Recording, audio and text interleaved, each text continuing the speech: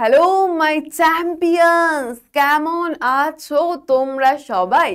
সকলকে very very good morning. তারপর কি খবর, কেমন পড়াশোনা চলছে তোমাদের? তো পড়াশোনা তো চলছেই, তার সঙ্গে মজ মস্তি সবকিছুই নিশ্চয়ই চলছে। এবার তোমাদের নিশ্চয়ই এই যে তোমরা স্কুলে যাও, যাওয়ার সময় একটা এক্সাইটিং ব্যাপার থাকে। যাওয়ার থেকেও বড় হচ্ছে যখন স্কুল থেকে সবাই একসাথে হই হুল্লোড় করে করে বাড়ি আসো, তখন এর ব্যাপারগুলো নিশ্চয়ই খুব মজাদার।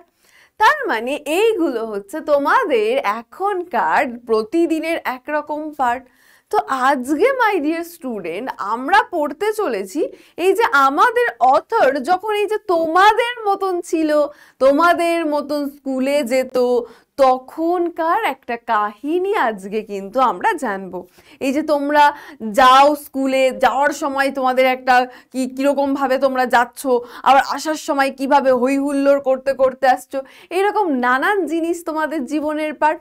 ঠিক তেমনই আজকে আমরা আমাদের অথরের ছোটবেলাতে ফিরে যাব, অথরের চাইল্ডহুড, শৈশবকালে ফিরে যাব এবং তার চাইল্ডহুডটা কেমন ছিল, তার বাবা মা ইত্যাদি সম্পর্কেও কিন্তু আমরা জানবো। তাহলে আমাদের আজকের যে টেক্সট, সেটার নাম কি মাই ডিয়ার স্টুডেন্ট? সেটার নাম হলো টেলস অফ চাইল্ডহুড। চাইল্ডহুড মানে শৈশবকাল, টেলস মানে হচ্ছে গল্প কাহিনী। তাহলে শৈশবকালের কাহিনী, কার শৈশবকালের কাহিনী? আমাদের যে ন্যারেটর, তার শৈশবকালের কাহিনী সম্পর্কে কিন্তু আমরা এখন জানতে চলেছি। তো এইবার এখান থেকে আমরা চলো প্রথমেই দেখে নিই যে টেলস অফ চাইল্ডহুড তো পড়বো, তার পাশাপাশি আর এখান থেকে কি করব। পুরো টেক্সটটা আমরা পড়বো, আর তার পাশাপাশি কি থাকবে তোমরা অলরেডি জানো যে রিয়া ম্যামের ক্লাসে কিন্তু এক্সারসাইজ মাস্ট মাস্ট মাস্ট। তো আমরা পুরো টেক্সটটা পড়বো আর করে নেব কিছু এক্সারসাইজ। চলো, আর প্রথমেই জানবো কি আমাদের অথর সম্পর্কে। আমাদের আজকের টেক্সটের অথরকে, আমাদের আজকের টেক্সটের অথর হচ্ছে রোয়াল্ড ডাল। কি নাম মাই ডিয়ার স্টুডেন্ট? রোয়াল্ড ডাল। কেমন? তো চলো তার সম্পর্কে আর একটু কিছু আমরা জেনে নিই। তার বার্থ হয় 1916-এর 13 সেপ্টেম্বর এবং তার ডেথ হয় 1990-র 23 নভেম্বরে। এবং তার ন্যাশনালিটি কি? তিনি একজন ব্রিটিশ ছিলেন। এবং তার যদি নোটেবল ওয়ার্কস বা ফেমাস কিছু ওয়ার্কসের কথা বলি, তার মধ্যে চলে আসে কি Matilda, Charlie and the chocolate factory. তো ম্যাম এইগুলো বলছেন, এগুলো তো খুব কঠিন, এগুলো তো কি সব মনে রাখতে হবে? একেবারেই না মাই ডিয়ার স্টুডেন্ট। এখান থেকে তুমি মনে রাখবে শুধু কি যে আমাদের অথরের নামটা কি এবং এই স্পেলিংটা খুব সুন্দরভাবে কিন্তু তোমাকে সঠিকভাবে কিন্তু মনে রাখতে হবে। এবং বাদ বাকি যেগুলো বললাম সেগুলো হচ্ছে তোমাদের জন্য একটু একটু একটু ইনফরমেশন, যে এমনি জেনে রাখার জন্য। এবং জানো তার সম্পর্কে কি বলা হয়? One of the greatest story tailors for children of the 20th century. তাকে 20th সেঞ্চুরির ওয়ান অফ দ্য অন্যতম গ্রেটেস্ট স্টোরি টেলার কিন্তু বলা হতো। তাহলে এগুলো একটু বাড়তি ইনফরমেশন আমরা জেনে নিলাম, একটু বেশি জানলে কোনো ক্ষতি নেই, তাই না? তো এখান থেকে কিন্তু অথরের নামটা স্পেলিং, প্রপার স্পেলিং সহ কিন্তু ইম্পর্টেন্ট। এইবার চলো, অনেক কিছু বলা হলো, এইবার আমরা চলে আসব আমাদের একদম মেইন গল্পে। তো প্রথমেই শুরু হচ্ছে কি দিয়ে? কথকের বাবাকে দিয়ে। আমরা কথকের কথা জানলাম, এইবার কি বলছে দেখো। মাই ফাদার, মাই ফাদার, আমার বাবা, হ্যারল্ড ডাল। তাহলে কথকের বাবার নাম কি? এটা তোমাকে প্রশ্ন করবে, কি নাম? হ্যারল্ড ডাল। এখানেও স্পেলিংটা কিন্তু মনে রাখবে। মাই ফাদার হ্যারল্ড ডাল ওয়াজ আ নরওয়েজিয়ান। তিনি কি ছিলেন? তিনি একজন নরওয়েজিয়ান ছিলেন। who came from a small town near Oslo called Sparchburg. তিনি কোথা থেকে এসেছিলেন? তিনি এসেছিলেন অসলোর কাছাকাছি একটা ছোট্ট শহর থেকে। কোথার কাছাকাছি? অসলোর কাছাকাছি একটা স্মল টাউন থেকে। সেই স্মল টাউনের নাম কি মাই ডিয়ার স্টুডেন্ট? স্পার্সবার্গ। ঠিক আছে, তাহলে তিনি কোথা থেকে এসেছিলেন এটা কিন্তু তোমাকে মনে রাখতে হবে যে অসলোর কাছে একটা ছোট্ট শহর, সেই শহরের নাম কি? স্পার্সবার্গ থেকে এসেছিলেন। His own father. এইবার প্রথমে আমরা জানলাম আমাদের কথকের নাম, তারপর কথকের বাবার কথা। এইবার কি বলছে? হিজ ওন ফাদার মানে বাবার বাবা। ঠিক আছে, তাহলে বাবার বাবা কি হয়? আমাদের ঠাকুরদা হয়। হিজ ওন ফাদার অর্থাৎ my grandfather was A fairly prosperous merchant. আমার বাবার বাবা অর্থাৎ তোমার বাবার বাবা কি হবে তোমার? বলো তুমি। এই যে তোমার বাবা, তার বাবাকে তুমি কি বলো? ঠাকুরদা বা দাদু বলে ডাকো। এইবার বলছে আমার বাবার বাবা অর্থাৎ আমার ঠাকুরদা ওয়াজ আ ফেয়ারলি প্রসপারাস মার্চেন্ট। এই প্রসপারাস কথার মানে কি মাই ডিয়ার স্টুডেন্ট? প্রসপারাস মানে হচ্ছে সমৃদ্ধশালী, অর্থাৎ তাদের অবস্থা কিন্তু ভালো ছিল। সমৃদ্ধশালী মার্চেন্ট কথার অর্থ হচ্ছে বণিক।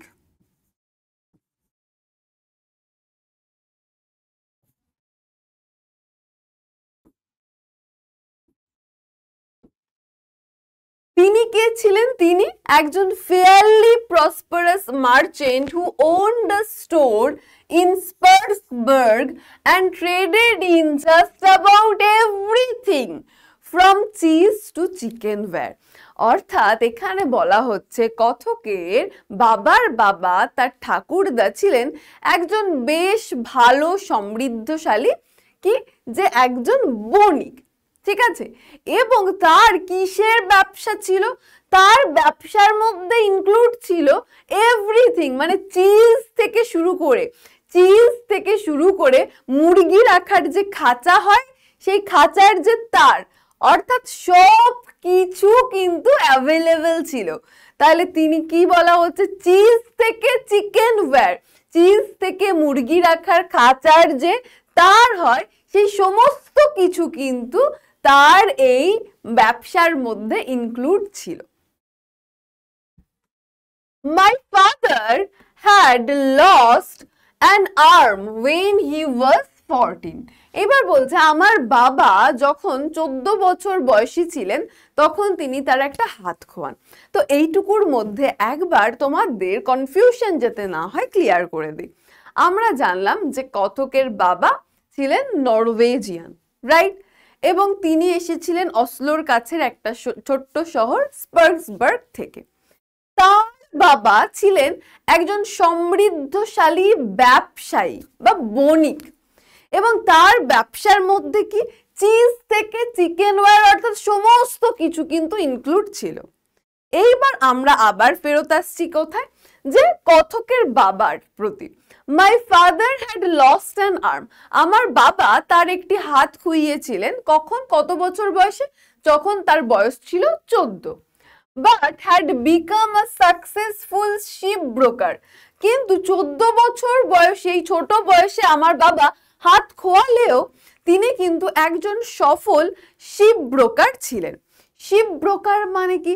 যারা শিপ মানে তোমরা জানো জাহাজ, তাহলে যারা জাহাজে কি করে? মাল সরবরাহ করে, মানে জাহাজে এই জিনিসটা দরকার, এই জিনিসটা প্রোভাইড করলো, এই জিনিসটা দিল, তাদেরকে শিপ ব্রোকার বলা হচ্ছে। তাহলে তার কথকের বাবা কি ছিলেন? একজন শিপ ব্রোকার ছিলেন, অর্থাৎ জাহাজে যে সমস্ত মাল লাগবে, যে জিনিস লাগবে সেগুলোর যোগান বা সরবরাহ দিতেন। A shipbroker is a person who supplies the ship with everything it needs when it comes into port. যেমনটা বললাম, তাহলে শিপ ব্রোকার কাকে বলছে? এবার ডেফিনেশনটা দিয়ে দিয়েছে। শিপ ব্রোকার হচ্ছে সেই পার্সন যখন একটা জাহাজ পোর্টে আসছে, পোর্ট মানে কি? বন্দর।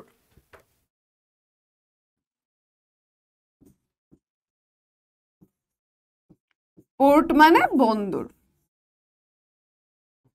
যখন জাহাজ বন্দরে আসছে তখন তার যা যা কিছু দরকার সেই সমস্ত কিছু সরবরাহ করে, সাপ্লাই দেয় হচ্ছে শিপ ব্রোকার।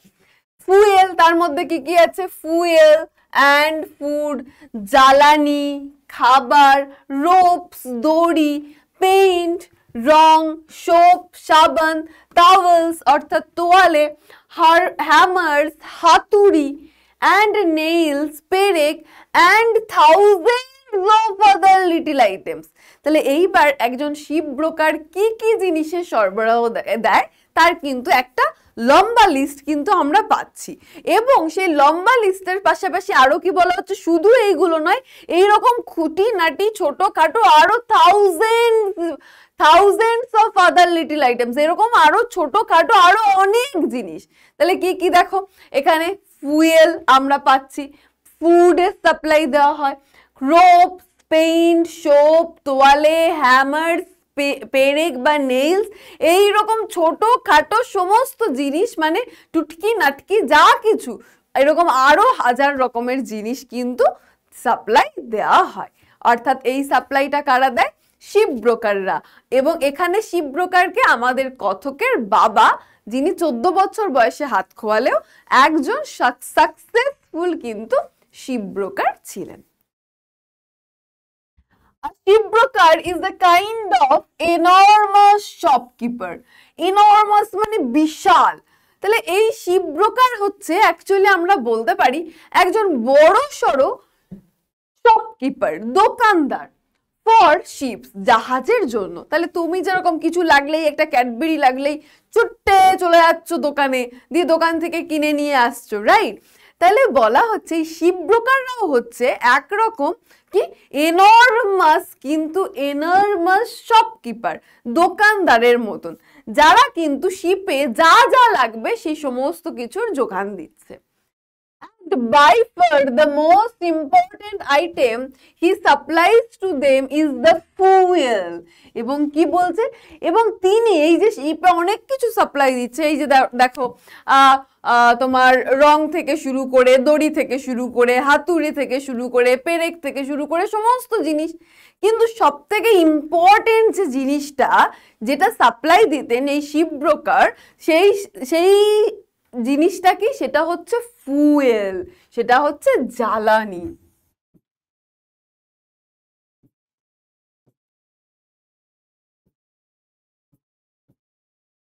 জ্বালানি on which the ship engines run।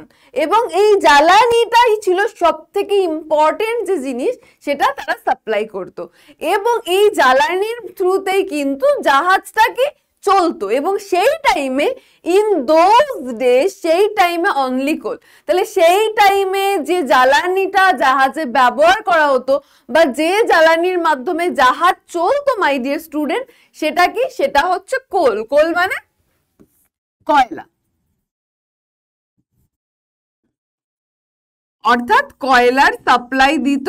এবং এটাই ছিল সব থেকে মোস্ট, মানে সব থেকে বেশি ইম্পর্টেন্ট যে জিনিসটা সাপ্লাই দিত জাহাজে, সেটা কি, সেটা হচ্ছে fuel.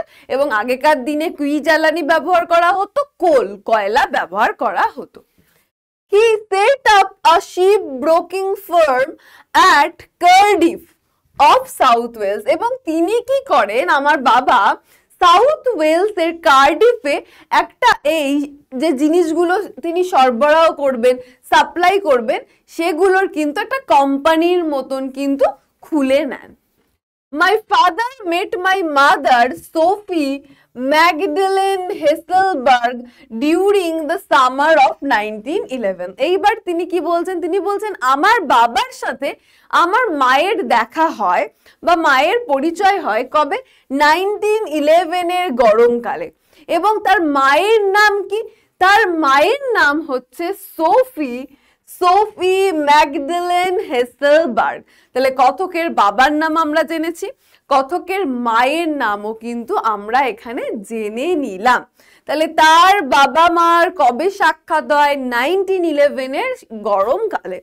and were married soon after। এবং তারপরেই তারা দ্রুত তারা বিবাহ বন্ধনে আবদ্ধ হয়েছিল, অর্থাৎ বিয়ে করেছিল। In 1918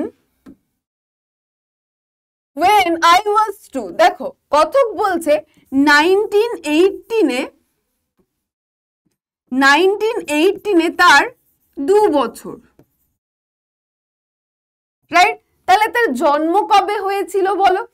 1918 সালে যদি তার 2 বছর হয় মাই ডিয়ার স্টুডেন্ট, তাহলে তার জন্ম হয়েছিল কবে? 1916 এ। In 1918, when I was 2, we all moved into an imposing country mansion beside the village of Radar. এইবার কি বলছে, যখন আমার মাত্র 2 বছর বয়স, তখন আমরা র্যাডার নামক একটা গ্রামের পাশে কোথায় যাই? আমরা মুভ করি, আমরা চলে যাই। কোথায় চলে যাই? একটা ইম্পোজিং কান্ট্রি ম্যানশন, একটা সুন্দর, একটা অ্যাট্রাকটিভ কি যে ম্যানশনের মতন, অট্টালিকার মতন জায়গায় চলে যায়। সেটা কোথায়? সেটা হচ্ছে beside the village of Radyr. Radyr ভিলেজের, র্যাডার গ্রামের পাশে, about 8 miles north of Cardiff. কার্ডিফের থেকে উত্তর দিকে 9 মাইল দূরে। তাহলে পুরো সেন্টেন্সটাকে যদি সাজিয়ে বলি মাই ডিয়ার স্টুডেন্ট, তাহলে কি হচ্ছে? 1918 সালে যখন আমার 2 বছর বয়স ছিল, আমরা সবাই কার্ডিফের থেকে উত্তরে 9 মাইল, প্রায় 9 মাইল উত্তরে বা দূরে, আমরা র্যাডার নামক একটা গ্রামের পাশে একটা সুন্দর, একটা অ্যাট্রাকটিভ কি গ্রামীণ অট্টালিকায় কিন্তু আমরা মুভ করি। অর্থাৎ তারা একটা অট্টালিকার মতন একটা প্রাসাদে কিন্তু মুভ করে, অর্থাৎ একটা বেটার আপলিফটমেন্ট কিন্তু তাদের হয়। I remember it as a mighty house. এটা ছিল একটা বিশাল বাড়ি। এবার বিশাল বাড়ি, সেই জন্যই তো ম্যানসন বলছে। মাইটি মানে বিশাল।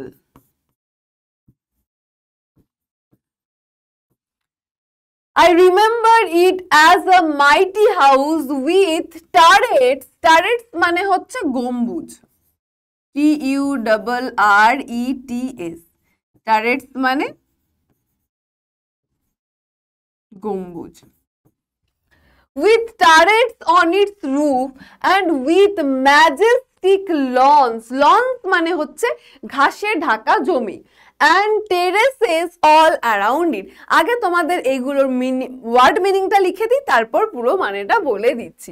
তাহলে লন মানে কি বললাম? ঘাসে ঢাকা জমি। ঘাসে ঢাকা জমি। দেখো এইবার কি বলা হচ্ছে, আমার মনে পড়ে। তাহলে তিনি কি প্রথমে বললেন যে তারা যে একটা ম্যানশন, একটা অট্টালিকার মতন বাড়িতে চলে গেছিলেন, সেটা তিনি বললেন। তারপর তিনি বলছেন I remember it as a mighty house. এটা ছিল একটা বিশাল বাড়ি। With turrets on its roof. এটার ছাদে কি ছিল? ছাদে ছিল গম্বুজ। With majestic lawn. সুন্দর ঘাসে ঢাকা কিন্তু কি ছিল? জমি ছিল। And terraces all around it. এবং চারপাশটা কিন্তু, চত্বরটা কিন্তু বাঁধানো ছিল। There were many acres of farm and woodland. সেখানে কি ছিল? অনেক একর জুড়ে কিন্তু ফার্ম ছিল, উডল্যান্ড ছিল, বনভূমি ছিল। উডল্যান্ড মানে বনভূমি। বনভূমি ছিল। And a number of cottages. Cottages মানে কি মাই ডিয়ার স্টুডেন্টস? কটেজেস মানে হচ্ছে কুঁড়ে ঘর। কুঁড়ে ঘর।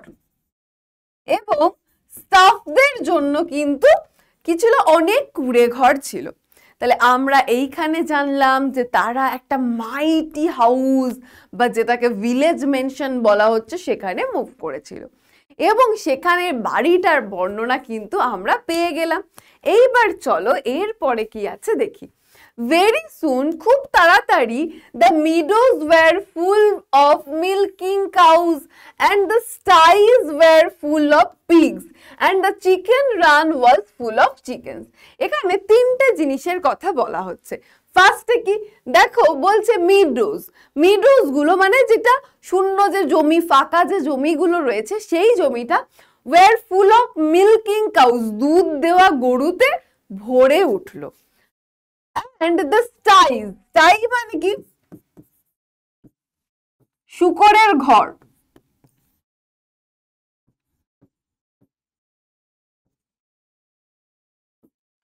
শূকরের ঘরকে, পিগস হাউসকে আমরা স্টাই বলি। এবং শূকরের ঘরগুলো একদম শূকরে ভরে উঠলো, পিগস দিয়ে ভরে উঠলো। And the chicken run, chicken মুরগি রাখার যে জায়গা, সেটা কিন্তু chicken run was full of chickens, চিকেন্সে মুরগিতে ভরে উঠলো। তাহলে ফাঁকা জমিগুলো কি? দুধ এলো গরুতে, অর্থাৎ দুধ দেয় এমন গরুতে ভরে উঠলো। শূকরের যে খোয়ার বলতে পারো বা জায়গা যেখানে ওরা থাকে, সেইখানে পুরো শূকরে ভরে উঠলো। চিকেন্স রানে চিকেন্সে ভরে উঠলো। There were several horses, বেশ কতগুলো ঘোড়া ছিল, for pulling the plow, plough মানে কি? জমি। তাহলে জমি কর্ষণ করার জন্য বেশ কতগুলো ঘোড়া ছিল। and hay wagons, hay মানে কি? ঘাস, ঘাস wagons মানে যারা ঘাস ঠেলে ঠেলে বয়ে বয়ে নিয়ে যায়। and there was a plowman and a cowman, জমি কর্ষণ করে, যে জমি কর্ষণ করাকে আমরা প্লাউ বলি, এবং যিনি করছেন তাকে আমরা প্লাউম্যান বলি। আর কাউম্যান তো তোমরা জানোই। and a couple of gardeners and all manner of servants in the house itself, তাহলে সেখানে আরো কি কি ছিল? তাহলে আমরা জানলাম যে শূকর রাখার ঘর শূকরে ভরে উঠেছিল, চিকেন্স রান চিকেনে ভরে উঠেছিল, এবং মিল্কিং কাউজে ভরে উঠেছিল মিডোস। এরপর আমরা জানলাম যে সেখানে কিন্তু বেশ কতগুলো ঘোড়া ছিল। সেই ঘোড়াগুলো কি করত? জমি কর্ষণ করার জন্য, তারপরে এই যে ঘাসে ঢাকা ঘাসগুলোকে বয়ে নিয়ে যাওয়ার জন্য কিন্তু কি এই ঘোড়াগুলো কিন্তু ব্যবহার করা হতো। and there was a plowman and a cowman, এবং যারা এই জমি চাষ করছে সেই মানুষ ছিল। তারপর বলতে পারো কাউম্যান মানে যাকে আমরা রাখাল বলি, রাখাল ছিল। এবং গার্ডেনার্স ছিল যারা বাগান পরিচর্যা করে, এবং আরো নানান রকম কিন্তু সার্ভেন্টস ছিল। তাহলে শুধুমাত্র যে এখানে তোমার বাগান গার্ডেনার ছিল সেটা নয়, বা শুধুমাত্র প্লাউম্যান ছিল সেটা নয়। প্লাউম্যান, কাউম্যান, গার্ডেনার্স এর পাশাপাশি কিন্তু আরো কিন্তু সার্ভেন্টসরা ছিল। এইবার আমরা ইউনিট 1 একদম পড়ে ফেলেছি। এইবার ইউনিট 1 থেকে ঝটপট করে কয়েকটা প্রশ্ন উত্তর করে নিই, তারপর আমরা চলে আসব আমাদের ইউনিট 2 তে। প্রথমেই বলা হচ্ছে স্পার্কসবার্গ ওয়াজ নিয়ার, স্পার্কসবার্গ কিসের কাছে ছিল? আমরা পড়েছি স্পার্কসবার্গ নিয়ার ওসলো, রাইট? তাহলে ওসলো অপশন সি হয়ে যাবে আমাদের সঠিক অ্যান্সার। নেক্সট প্রশ্ন, the animals used to pull the plow, যে এই যে জমি টানার জন্য বা জমি কর্ষণ করার জন্য কোন অ্যানিমালস ব্যবহার করা হতো? আমরা এই মাত্রই কি বললাম? সেভারেল হর্সেস ছিল, রাইট? তাহলে অপশন সি হয়ে যাবে আমাদের সঠিক answer. Next, in those days, আগেকার দিনে, the fuel on which the ship's engine run, যে আগেকার দিনে যে জ্বালানির ওপর নির্ভর করে জাহাজের ইঞ্জিনটা চলতো আগেকার দিনে, সেটা কি? সেটা কিন্তু কোল, কয়লা। অপশন সি হয়ে গেল আমাদের সঠিক অ্যান্সার। তাহলে ইউনিট 1 আমরা পড়ে নিয়েছি, একদম ছোট্ট ছিল। এইবার চলো আমরা ইউনিট 2 তে চলে আসি। ইউনিট 2 তে আমরা এবার কি জানতে পারছি? ইন 1920 সালে, when I was still only 3, যখন আমার বয়স সবে মাত্র 3 বছর, my mother's eldest child, আমার মায়ের বড় সন্তান, my own sister, আমার নিজের দিদি, a স্ত্রী, died from appendicitis। এইবার কি আসছে মাই ডিয়ার স্টুডেন্ট? বলা হচ্ছে আমার বয়স যখন সবে 3, তখন আমার মায়ের সব থেকে বড় সন্তান, অর্থাৎ আমার নিজের দিদি স্ত্রী, সে মারা যায়। কিসে মারা যায়? অ্যাপেন্ডিসাইটিসে কিন্তু মারা যায়। She was 7 years old, তাহলে তার বয়স যখন 3, তার দিদির বয়স কত? 7। তাহলে 7 বছর বয়সে কিন্তু তার দিদি স্ত্রী কিন্তু মারা যায়। Asif was far away, my father's favorite. He adored her beyond measures, and her sudden death left him literally speechless for days afterwards. এইবার কি বলছে? এইবার দেখো একটা দুঃখ নেমে আসছে। বলছে যে আমার দিদির বয়স যখন 7 এবং আমার বয়স যখন 3, তখন আমার দিদি মারা যায়। এবং তারপরে কি হয় যে Astri was far and away my father's favourite. এই অস্ত্রী আমার দিদি ছিল আমার বাবার সব থেকে প্রিয়। হি অ্যাডোর্ড হার বিয়ন্ড, তিনি তাকে মানে এমন সীমাহীন ভালোবাসতো, এমন ভালোবাসতেন যেটাকে মেজার করা যায় না, যেটাকে পরিমাপ করা যায় না, মাপা যায় না। মেজার মানে পরিমাপ। তাহলে তিনি অর্থাৎ অথরের বাবা, কথকের বাবা তার দিদিকে মানে আমাদের কথকের দিদিকে এত ভালোবাসতেন যে যেটা সীমাহীন ভালোবাসা, যেটাকে কোনো কিছু দিয়ে পরিমাপ করা যায় না। অ্যান্ড সাডেন ডেথ, এইবার তো আমরা যাদেরকে ভালোবাসি, যে আমরা আমাদের প্যারেন্টসদেরকে ভালোবাসি বা তোমাদেরকে তোমাদের বাবা মা কত ভালোবাসে, মাঝে মধ্যে একটু বকাঝকা দেয় ঠিকই, কিন্তু তোমরা সবাই জানো যে খুব ভালোবাসে। তাহলে তোমাদের যদি সামান্য জ্বরও হয় দেখবে তখন বাবা মা কত অস্থির হয়ে গেছে, তাই না? তাহলে এক্ষেত্রে কথকের দিদি মারা গেছে, তাহলে তার বাবা কিন্তু সেটাকে কিন্তু মেনে নিতে পারছেন না। তিনি একরকম কি হয়েছেন? স্পিচলেস হয়ে গেছেন, বাক্যহারা হয়ে গেছেন, বাক্যহারা।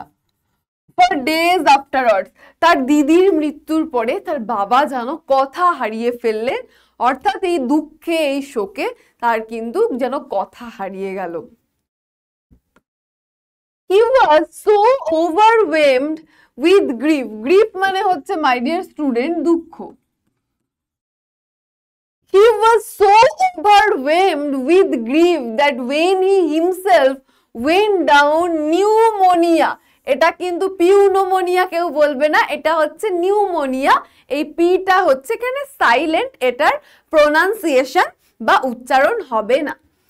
A month or so afterwards, he did not much care whether he lived or died. এইবার কি বলছে দেখো, যেমনটা তোমাদেরকে বললাম, তোমাদের যদি সামান্য কিছুও হয় দেখবে বাবা মা কত অস্থির হয়ে যায়, কিন্তু এক্ষেত্রে তো তার নিজের কি কথকের বাবার নিজের মেয়েই মারা গেছেন, যাকে তিনি এত ভালোবাসতেন।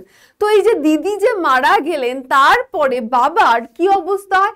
বাবা এতটাই দুঃখে ডুবে গেলেন যে when he himself went down, বাবার নিজের নিউমোনিয়া হলো। তাহলে বাবার এতটাই দুঃখে আছেন যে বাবার নিজের নিউমোনিয়া হলো। A month or so afterwards, এক মাস বা তার কিছু পরে, he did not care about it, তার নিজের যে নিউমোনিয়া হয়েছে, সুস্থ হতে হবে, এ ব্যাপারে কিন্তু তার বাবার আর কোনো ভ্রুক্ষেপ থাকলো না।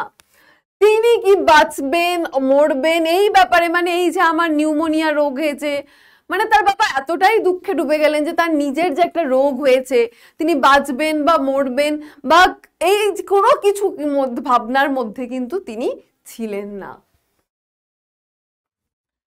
If they had penicillin in those days, neither appendicitis nor pneumonia would have been so much of threat. Threat মানে হচ্ছে ভয়। আমরা বলি না, আরে ও আমাকে থ্রেট দিয়েছে, ও আমাকে বলেছে আমি যদি এটা না করি আমার নতুন সাইকেলটা ঢিল ছুঁড়ে ভেঙে দেবে, অর্থাৎ এটা একটা থ্রেট দেওয়া। তাহলে এইবার কি বলা হচ্ছে যে যদি যদি সেই টাইমে পেনিসিলিন আবিষ্কৃত হতো, তাহলে না আমার দিদি না আমার বাবা, অর্থাৎ এই যে তার দিদির হয়েছিল কি, দিদির হয়েছিল অ্যাপেন্ডিসাইটিস আর তার বাবার হয়েছিল pneumonia, would have been so much of a threat. তাহলে যদি তখন পেনিসিলিন আবিষ্কৃত হতো, তাহলে এই রোগগুলো যে এত ভয়ঙ্কর, তাহলে এই ভয়ের কোনো কারণ আর থাকতো না। But with no penicillin or any other magical antibiotic cures, pneumonia in particular was a very dangerous disease indeed.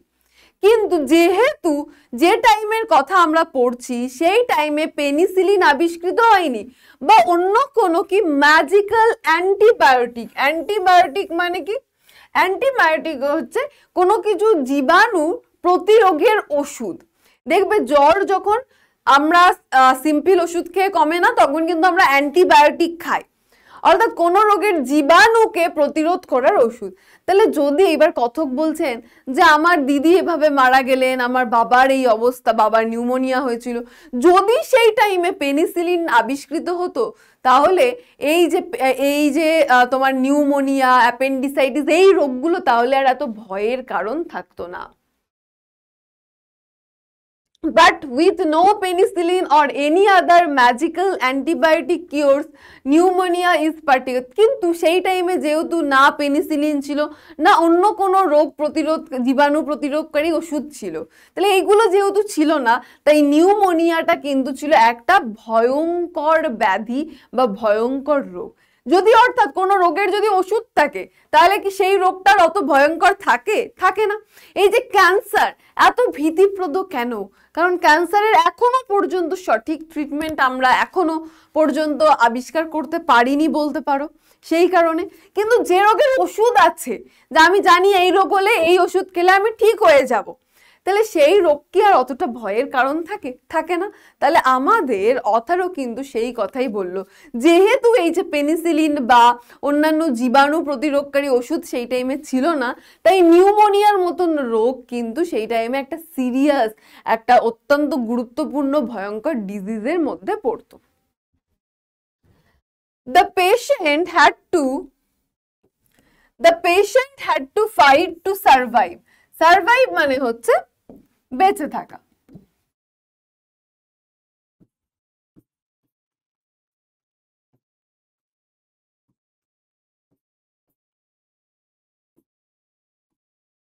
পেশেন্টকে, রোগীকে বেঁচে থাকার জন্য ফাইট করতে হতো, বেঁচে থাকার জন্য লড়াই করতে হতো।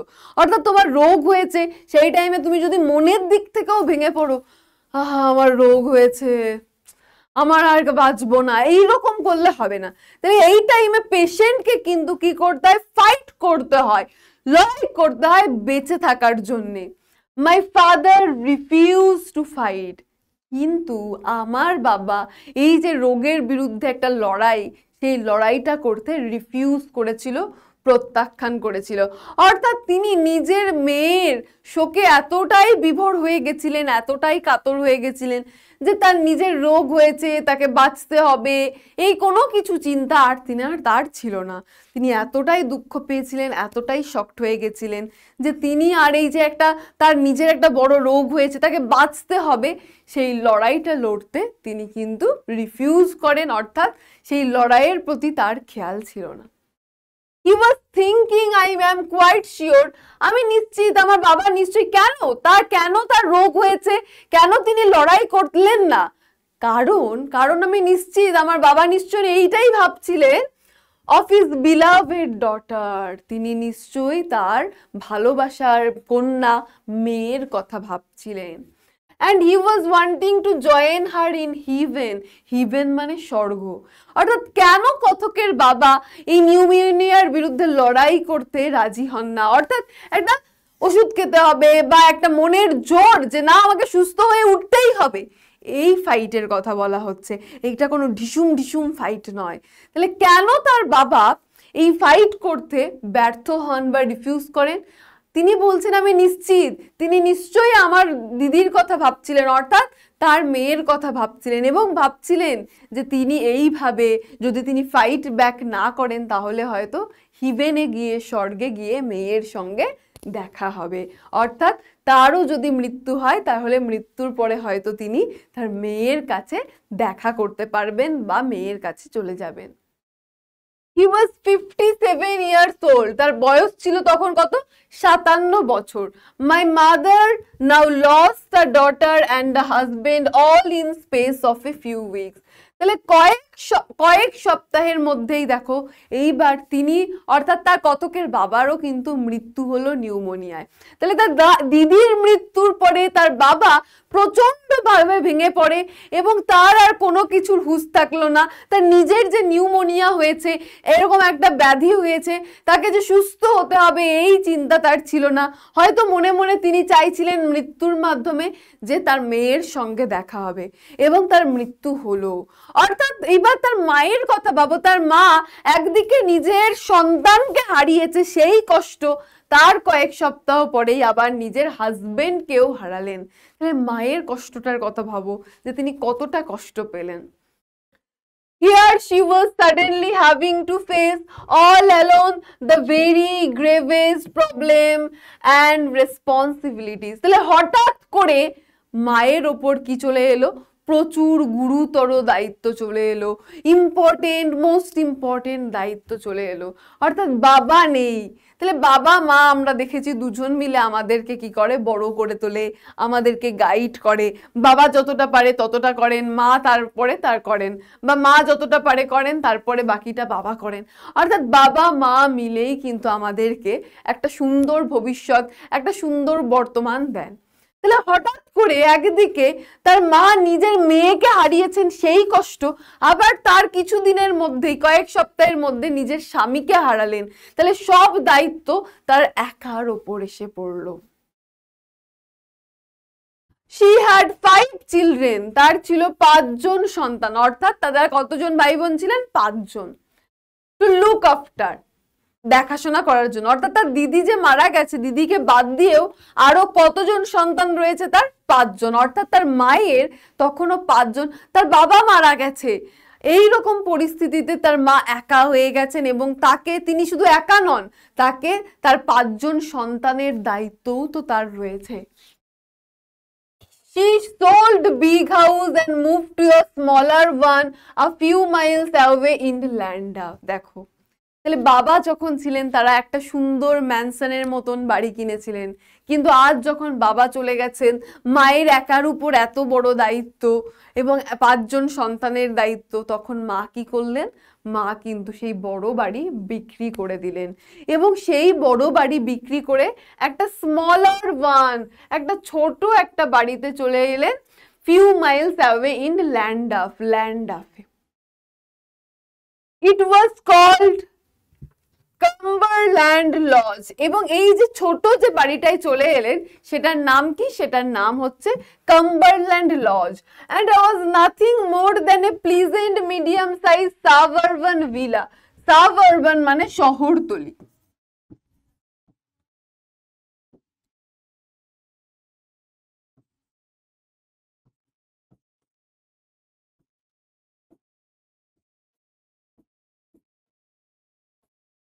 এবং দেখো, এই যে আমরা দেখলাম তারা একটা বড় বাড়িতে মুভ করেছিল, সেই বড় বাড়িতে কত কিছু রয়েছে, ছাদে গম্বুজ আছে, ঘাসে ঢাকা জমি আছে, কত কিছু আমরা জানলাম।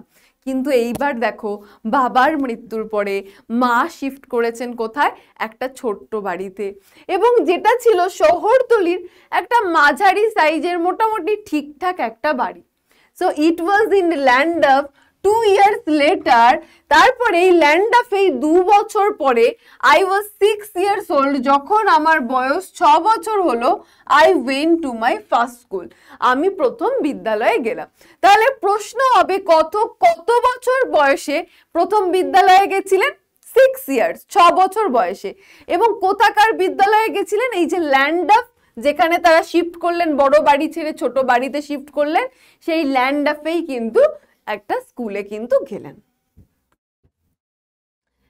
এইবার আমাদের এখানে চলে আসছি আমরা প্রশ্নে, বাট অর্থাৎ আমরা কিন্তু ইউনিট 2 ও কমপ্লিট করে ফেললাম। তাহলে ইউনিট 1 এ আমরা জানলাম কি মাই ডিয়ার স্টুডেন্ট? ইউনিট 1 এ আমরা জানলাম যে কথকের বাবার সম্পর্কে, বা তার বাবা অর্থাৎ তার ঠাকুরদার সম্পর্কে। এবং কথকের বাবা 14 বছর বয়সে হাত খুইয়েছিলেন, তারপর একজন সাকসেসফুল শিপ ব্রোকার, এগুলো আমরা জেনেছি। ইউনিট 2 তে আমরা জানলাম যে তার একটা দিদি ছিল, সেই দিদি মারা যায়।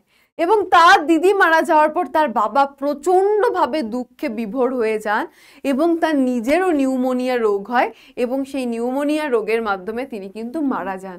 এবং তার নিজের যে রোগ হয়েছে, নিজেকে সুস্থ হতে হবে এই ধারণা, এই চিন্তা ভাবনা তার ছিল না। কোথাও হয়তো তিনি মৃত্যুর মাধ্যমে তার মেয়ের সঙ্গে দেখা করতে চাইছিলেন। এবার হঠাৎ করে তার বাবাও মারা যায়, তার দিদি মারা যায়, তার মা একা হয়ে পড়ে এবং 5 জন সন্তানের দেখাশোনার দায়িত্ব। তখন তিনি কিন্তু দেখো পরিস্থিতি, সিচুয়েশনের চাপে মাই ডিয়ার স্টুডেন্ট, অনেক সময় কিন্তু আমাদের অনেক কিছু করতে হয়। কথায় বলে আজ যে রাজা কাল সে ফকির মজার দুনিয়ায়। আজকে যে রাজা কাল সে ফকির হয়ে যায় এই আমাদের দুনিয়ায়, কোনো কিছু কিন্তু নিশ্চিত নয়। তাহলে একটা সুন্দর সুখী পরিবার যারা একটা সুন্দর ম্যানশনের মতন থাকতো, হঠাৎ করে দেখো তাদের জীবনটা কেমন অগোছালো হয়ে গেল। তার মা তখন কি করলেন, সেই বড় বাড়িটা বিক্রি করে দিলেন, দিয়ে একটা ছোট্ট মোটামুটি ঠিকঠাক বা মাঝারি সাইজের বাড়িতে চলে এলেন। এবং সেখানেই তার 2 বছর পরে প্রথম তার যখন 6 বছর বয়স হয় তখন প্রথম স্কুলে গেলেন। এই পর্যন্ত আমরা ইউনিট 2 পড়লাম। চলো এবার ইউনিট 2 থেকে কয়েকটা প্রশ্ন করে নিই। Harold lost his arm at the age of. Harold কত বছর বয়সে তার হাতটা খোয়ায়? 14 বছর বয়সে, 14। এটা হয়ে যাবে আমাদের সঠিক answer. Next, the narrator's father died of. কথকের বাবা কিসে মৃত্যু হয়েছিল? কোন ডিজিজের দ্বারা? Cholera, typhoid, pneumonia, appendicitis. অ্যাপেন্ডিসাইটিসে তার দিদি অর্থাৎ কথকের দিদির মৃত্যু ঘটেছিল, কিন্তু নিউমোনিয়া হয়েছিল তার বাবার, অর্থাৎ অপশন সি হয়ে যাবে আমাদের রাইট অ্যান্সার। এইবার আমরা চলে আসছি আমাদের unit 3-তে। The school was a kindergarten run by 2 sisters, Mrs. Corfield and Miss Tucker, and it was called the Elm Tree House. তাহলে আমরা ইউনিট 2-তে আমরা একটা দুঃখের, আমাদের জীবনের সব কাহিনী কিন্তু মাই ডিয়ার স্টুডেন্ট সুখের হয় না, সুখ দুঃখ মিলিয়েই আমাদের জীবন, তাই না? যে দেখবে তোমার কোনো একটা দিন খুব ভালো যায়, খুব দারুণ কাটে, আবার কোনো একটা দিন খারাপ যায়। তাহলে এইগুলো সমস্ত কিছু নিয়েই একসময় তোমার ছোটবেলার স্মৃতি হবে। তাহলে আমরা প্রথম দিকটা বেশ ভালো লাগলেও দ্বিতীয় ইউনিটে এসে জানলাম একটা দুঃখের কাহিনী যেটা আমাদেরকে কষ্ট দিল, এবং সেটা শেষ হলো কি দিয়ে, যে কথক 6 বছর বয়সে প্রথম স্কুলে গেছিলেন। এইবার সেই স্কুলের বৃত্তান্তেতে আমরা চলে আসছি, বর্ণনাতে। The school was a kindergarten. স্কুলটা ছিল একটা কিন্ডারগার্টেন স্কুল, বাচ্চাদের স্কুল, রান বাই 2 সিস্টার। যে স্কুলটা 2 জন বোন চালাতো, তাদের নাম কি? মিসেস করফিল্ড, একজন মিসেস করফিল্ড আর একজন মিস টাকার। and it was called Elm Tree House, এবং সেটার নাম কি ছিল? যে স্কুলটা, যে কিন্ডারগার্টেন স্কুল, সেটার নাম কি? এলম ট্রি হাউস। এখান থেকে কিন্তু মাই ডিয়ার স্টুডেন্ট দেখো প্রত্যেক লাইনে লাইনে প্রশ্ন, যে যে কোন স্কুলে গেছিল, সেই স্কুলটার নাম কি, সেই স্কুলটার দায়িত্বে কারা ছিল, তাদের নাম কি। ইট ওয়াজ অ্যাস্ট্রোনাইজিং। অ্যাস্ট্রোনাইজিং মানে অবাক কর।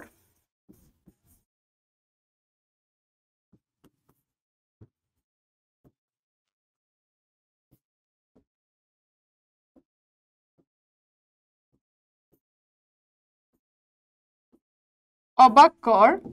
It was astonishing how little one remembers about one's life before the age of 7 or 8. যে 7-8 বছরের আগে যে ঘটনাগুলো জীবনে ঘটে, সেগুলো যে অল্প আমরা মনে রাখতে পারি, সেটা খুব অবাককর ব্যাপার। মানে তার আগের ঘটনা আমাদের বিশেষ কিছু মনে থাকে না, এটা খুব অবাককর জিনিস। I can tell you all sorts of things. আমি তোমাকে সমস্ত কিছু বলতে পারবো that happened to me from 8 onwards. 8 বছর পর থেকে আমার সাথে কি কি হয়েছিল না হয়েছিল আমি সেগুলো তোমাকে সব বলতে পারবো, but only very few before that. কিন্তু তার আগের ঘটনা কিন্তু খুব অল্পই বলতে পারবো। অর্থাৎ 7-8 বছর পরে আমরা 7-8 বছরে আমরা অনেকটাই বড় হয়ে যাই, তখনের ঘটনা কি আমাদের মনে থাকে। তো কতকও বলছে যে 7-8 বছরের আগে যে ঘটনাগুলো আমাদের সঙ্গে ঘটে সেগুলো খুব অল্পই মনে থাকে, এটা খুব অবাককর। আমার 8 বছর আমার 8 বছর বয়সের পরে যেগুলো ঘটেছে সেগুলো আমি তোমাকে সব বলতে পারবো, কিন্তু তার আগের ঘটনা না আমার খুব একটা মনে নেই, সেগুলো খুব অল্পই মনে আছে। I went I went for a whole year to Elm Tree House. আমি একটা গোটা বছর কিন্তু এলম ট্রি হাউসে পড়েছিলাম। But I can not even remember what my classroom look like. কিন্তু আমার মনে পড়ে না আমার ক্লাসরুমটা কেমন দেখতে ছিল। কেন? 6 বছর বয়সে প্রথম স্কুলে গেছে। তাহলে কি কি বলছে আমাদের কথক, যে 8 বছরের বয়সের পর থেকে তার প্রায় সবকিছুই মনে আছে, কিন্তু তার আগের ঘটনা তার খুব অল্পই মনে আছে। তাহলে 6 বছর মানে একদম ছোট, সেই ওয়ানে পড়ে ভাবো। তাহলে সেই টাইমে আমাদের এখানে 6 বছর বয়সে ওয়ানে পড়ে, তাই না? তাহলে এই সেই বাচ্চার কি সবকিছু মনে থাকবে? তাহলে আমাদের কথক কি বলছে, যে আমার যে এলম ট্রি হাউস স্কুলে আমি 1 বছর পড়েছিলাম পুরো টানা, কিন্তু সেই স্কুলটা কেমন দেখতে ছিল আমার কিন্তু মনে নেই। Nor can I picture the faces of Mrs. Corfield and Miss Tucker. এবং এই যে যারা স্কুলের দায়িত্বে ছিল, মিসেস করফিল্ড অ্যান্ড মিস টাকার, তাদের মুখটা কেমন দেখতে ছিল আমার সেটাও মনে পড়ে না।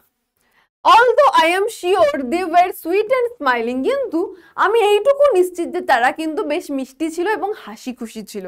দেখবে বাচ্চাদেরকে যখন যে সমস্ত টিচাররা পড়ায় বা বাচ্চাদের জন্য স্কুলটায় কিন্তু বেশি পানিশমেন্ট থাকে না, সব সময় একটা আনন্দ মজা কিন্তু থাকে। তাহলে আমার মনে পড়ে না আমার স্কুলটা কেমন দেখতে ছিল, আমার তাদের যারা দায়িত্বে ছিলেন সেই স্কুলের তাদের মুখটাও মনে পড়ে না, কিন্তু আমার শুধু এটুকু মনে আছে তারা কিন্তু বেশ হাসি খুশি মানুষ ছিলেন। I do have a blurred memory. Blurred মানে হচ্ছে অস্পষ্ট, ঝাপসা।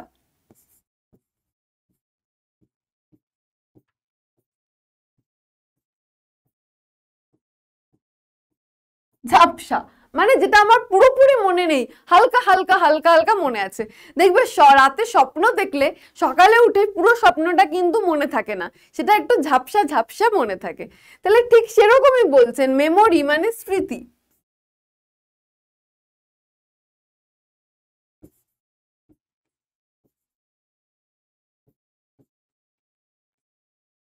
কি বলছেন?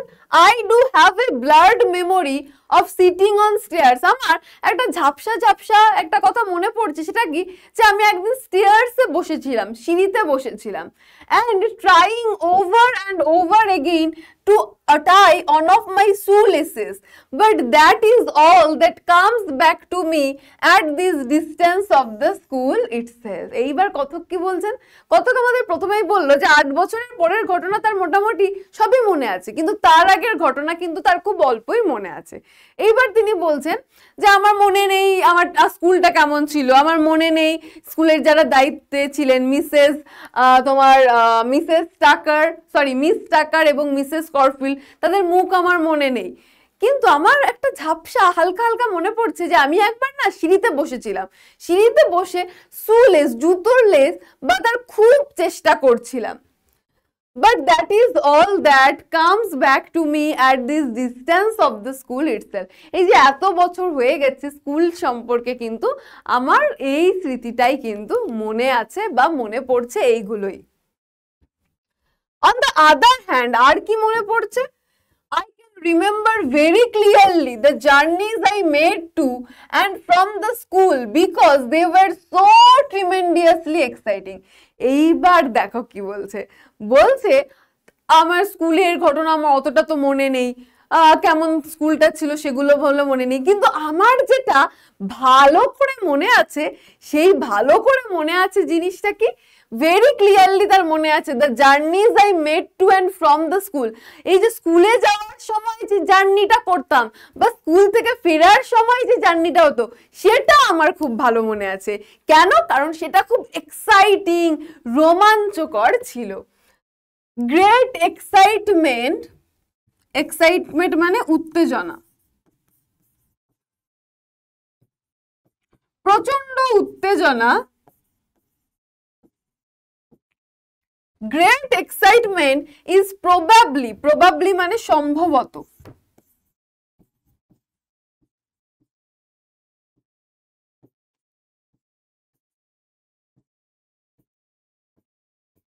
Great excitement is probably the only thing that really interests a 6-year-old boy and it sticks in his mind. আমাদের কথক বলেছিল কি যে 8 বছরের পরের কথা তার মোটামুটি মনে আছে, কিন্তু তার আগের কথা তার খুব একটা মনে নেই, রাইট? এইবার তিনি কি বলছেন, কিন্তু আমার একটা জিনিস খুব ভালোভাবে মনে আছে, সেটা কি, যখন স্কুলে যাওয়ার সময় যে মজাটা হতো, স্কুল থেকে ফেরার সময় যে মজাটা হতো, কারণ সেগুলো প্রচন্ড মজার ছিল। এইবার তিনি বলছেন যে উত্তেজনা, একটা এক্সাইটমেন্ট এমন একটা জিনিস যেটা কিন্তু দেখো কি করছে, যে একটা 6 বছর বয়সী বাচ্চা ছেলে যে অন্য সমস্ত কিছু ভুলে গেছে, কিন্তু সেই 6 বছর বয়সী বাচ্চা ছেলেরও কিন্তু কি করছে, মনে থেকে যাচ্ছে, মাথায় থেকে যাচ্ছে। ইন মাই কেস, আমার ক্ষেত্রে দ্য এক্সাইটমেন্ট সেন্টার্ড মানে হচ্ছে কেন্দ্রীভূত, মানে তার যে এক্সাইটমেন্ট সেটা কিসের ওপর কেন্দ্রীভূত ছিল, কিসের ওপর ঘুরপাক খেত, মানে কোনটার প্রতি তার সব থেকে বেশি এক্সাইটমেন্ট ছিল, centred around my new tricycle, আমার নতুন 3 চাকার সাইকেল। তাহলে তার এক্সাইটমেন্টের কারণ কি ছিল, এই যে স্কুলে যাওয়ার কথা মনে আছে, স্কুল থেকে ফেরার কথা মনে আছে, তার ক্ষেত্রে কি ছিল সেই গ্রেট এক্সাইটমেন্টের কারণ, তার একটা নতুন 3 চাকার সাইকেল। দেখবে তোমরা যখন ছোট ছিল, এখন নিশ্চয়ই তোমাদের সবার কাছেই সাইকেল আছে, আরো যখন ছোট ছিল তখন কিন্তু খুব শখ ছিল একটা সাইকেল চাই, একটা সাইকেল চাই, একটা সাইকেল চাই, রাইট? তাহলে আরো ছোট, তোমাদের থেকে অনেক ছোট, তোমরা এখন 8-এ পড়ছো, 6 ইয়ার্স মানে 1-এ পড়ার টাইম, তাহলে সেই টাইমে কিন্তু তার কি মনে পড়ছে, যে তার একটা নতুন 3 চাকার সাইকেল ছিল, এটার প্রতি ছিল তার সমস্ত excitement. I rode to school, আমি স্কুলে যেতাম অন ইট, আমি এই সাইকেলে করে স্কুলে যেতাম, অ্যান্ড অন ইট এভরিডে, আমি প্রতিদিন এই সাইকেলে করে স্কুলে যেতাম। I rode to school on it everyday with my eldest sister riding on hers, আমি প্রতিদিন এই আমার 3 চাকার সাইকেলে করে স্কুলে যেতাম, আর আমাদের সব থেকে যে বড় দিদি সেও যেত তার সাইকেলে চেপে, তাহলে দুজনের দুটো সাইকেল ছিল। নো গ্রোন আপস মানে বড়রা,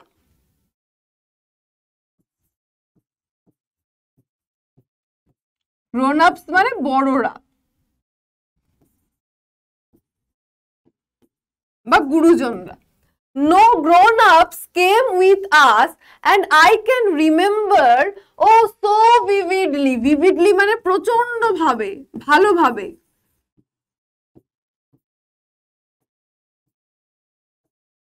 বা ভীষণ ভাবে, vividly how the two of us used to racing at enormous speed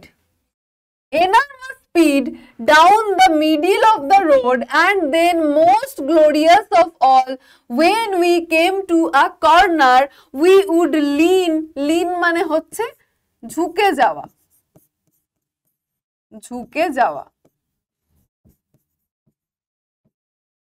to one side and take it on 2 wheels, মানে কি ম্যাম, কি হলো, মানে দেখো আমাদেরকে কথক কি বললেন, যে উত্তেজনার কারণ, উত্তেজনা এমন একটা জিনিস যেটা একটা 6 বছরের বয়সী বাচ্চার মনেও থেকে যায়, অর্থাৎ তার মনে তার টাইমে কি উত্তেজনা ছিল, তার সে যখন ছোট ছিল তার একটা ট্রাইসাইকেল ছিল, 3 চাকার গাড়ি ছিল, এই তোমার সাইকেল ছিল, সেই সাইকেলে করে সে এবং তার দিদিরও একটা সাইকেল ছিল, তার দিদি, এই দুজন মিলে যেত, সঙ্গে কোনো বড়রা থাকতো না, বড়রা না থাকলে কি ইচ্ছে মতন যা খুশি করা যায়, right?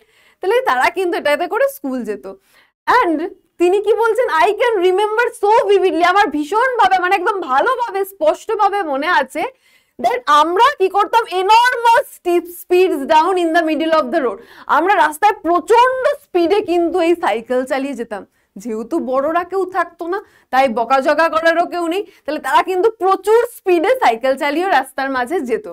And most glorious of all, এবং সব থেকে যেটা গ্লোরিয়াস সুন্দর দেখার মতন জিনিস সেটা হচ্ছে যখন একটা বাঁকে চলে আসছে, একটা কর্নারে, অর্থাৎ তারা প্রচন্ড স্পিডে সাইকেল চালিয়ে যখন একটা কর্নারে চলে আসছে, তখন সেই বাঁকে এসে কর্নারে এসে তারা কি করছে, উই উড লিন, আমরা ঝুঁকে যেতাম ওয়ান সাইড, একদিকে, and take it on two wheels, আর দু চাকায় চালাতাম।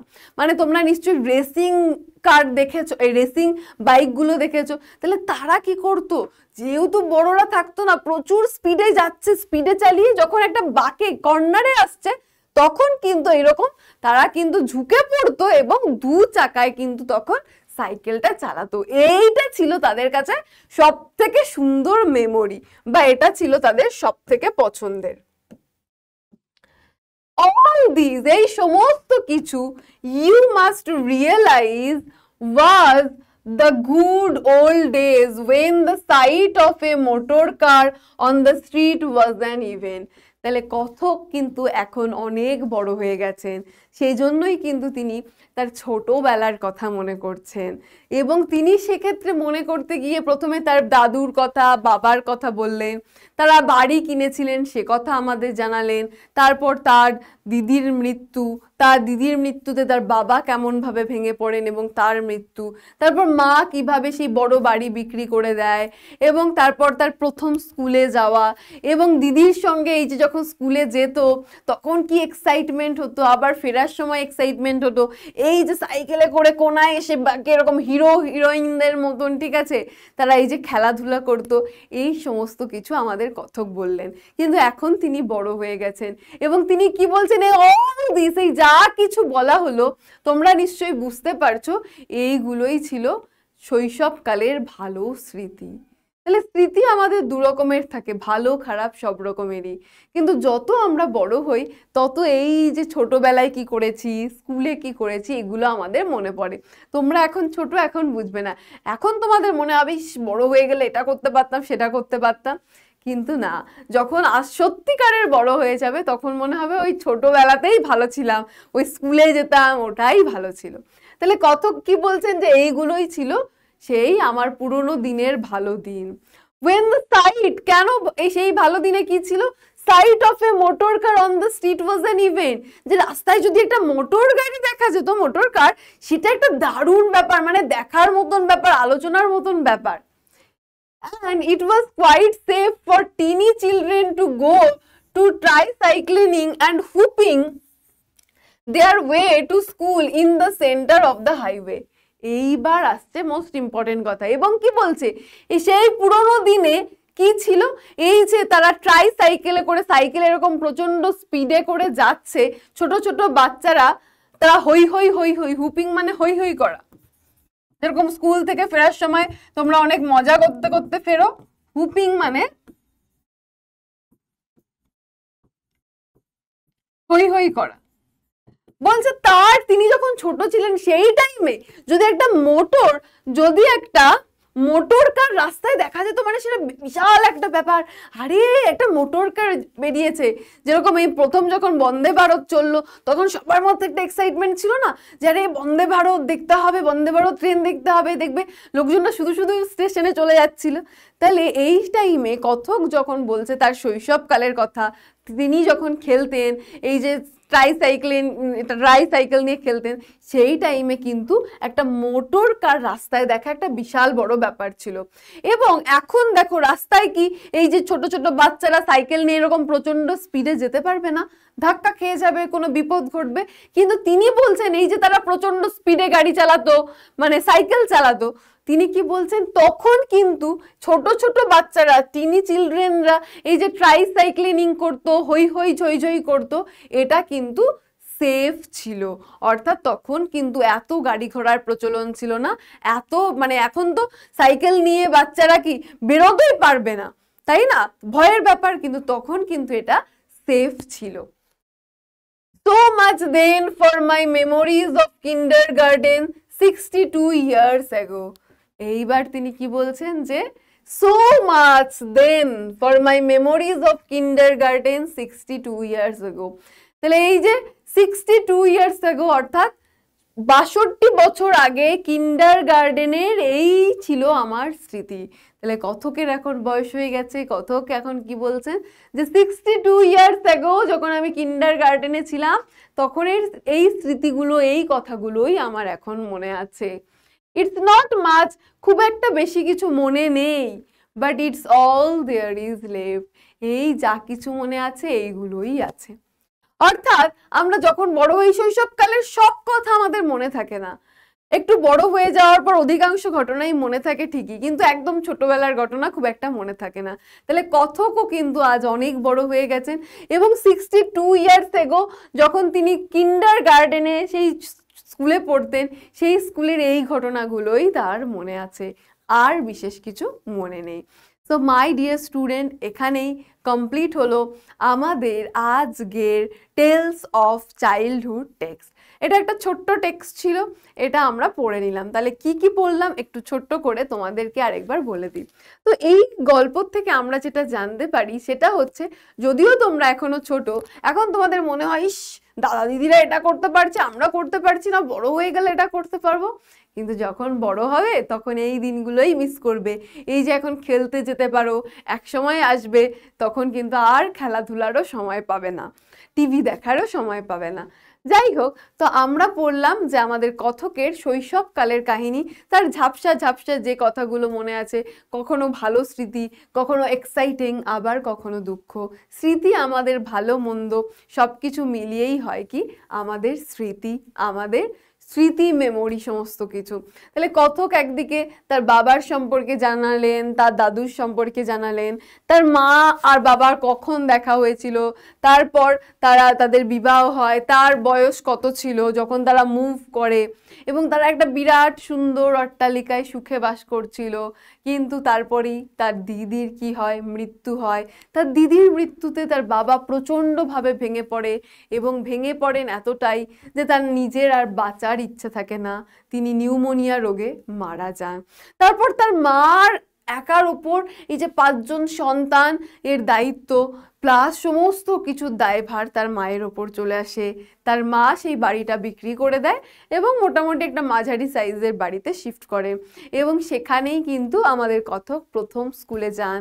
সেই স্কুলের সমস্ত কিছু তার মনে নেই, কারণ ছোট ছিলেন, তো সেই স্কুলটা কেমন সেটা মনে নেই, স্কুলের যারা মেইন দায়িত্বে ছিল, যাদের আর কি স্কুলটা পরিচালনা, তারা কেমন দেখতে ছিল মনে নেই, শুধু মনে আছে তারা বেশ হাসি খুশি ছিল। এবং তারপর তিনি কি বলছেন যে কিছু এক্সাইটিং জিনিস থাকে যেগুলো কিন্তু মনে দাগ কেটে থেকে যায়। ঠিক সেই রকম কিছু এক্সাইটিং জিনিস কবির জন্য বলছি, কথকের জন্য কি ছিল, যে তার একটা ট্রাইসাইকেল ছিল। সেই ট্রাইসাইকেলে সে এবং তার দিদিরও একটা ছিল, তারা দুজন মিলে যেত, প্রচন্ড স্পিডে যেত, গিয়ে একদম খেলতো, এরকম বেঁকিয়ে দিত, 2 চাকায় চালাতো সাইকেলটা ইত্যাদি। তাহলে আমরা লাস্টে জানলাম এই সমস্ত কিছুই কবি আজ যখন কথক আজ যখন অনেক বয়স্ক হয়ে গেছেন বা অনেক জীবন পেরিয়ে এসেছেন, অনেক পিছনে এই স্মৃতি ফেলে রেখেছেন, তখন তার কিন্ডার গার্ডেনের এই স্মৃতিগুলোই তার মনে আছে। এবং এখানেই মাই ডিয়ার স্টুডেন্ট কমপ্লিট হলো আমাদের আজকের টেক্সট। তো আই হোপ তোমাদের টেক্সটটা ভালো লেগেছে, তোমাদের কেমন লাগলো অবশ্যই কিন্তু আমাকে কমেন্ট করে জানিও। তো এরপর আমরা কি করব, এরপর আমরা চলে আসব একদম আমাদের থ্যাংক ইউতে। সো মাই ডিয়ার স্টুডেন্ট, তোমাদের once again thank you so much. তো এটা মন দিয়ে পড়ে নিও, ইম্পর্টেন্ট ওয়ার্ড মিনিংগুলো পড়ে নিও। খুব তাড়াতাড়ি নেক্সট ক্লাস নিয়ে কিন্তু চলে আসবো। ততক্ষণ কিন্তু সুস্থ থাকতে হবে, ভালো থাকতে হবে, আর খুব খুব হই হুল্লোড় আনন্দ মজা করতে হবে। চলো, thank you, take care and tata.